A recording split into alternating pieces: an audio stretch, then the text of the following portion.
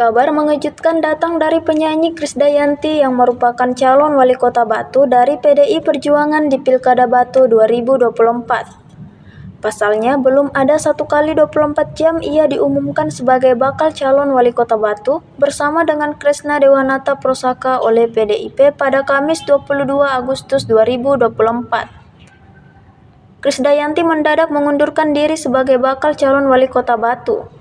Hal itu disampaikan sendiri oleh Krisdayanti melalui unggahan pribadinya @krisdayantilemos pada Kamis malam.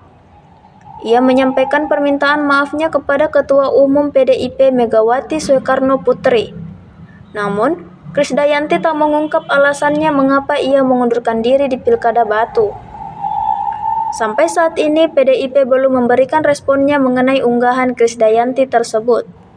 Diberitakan sebelumnya PDIP mengajukan calon kepala daerah untuk 169 daerah. Ini terdiri dari 6 gubernur, 151 bupati, dan 12 wali kota.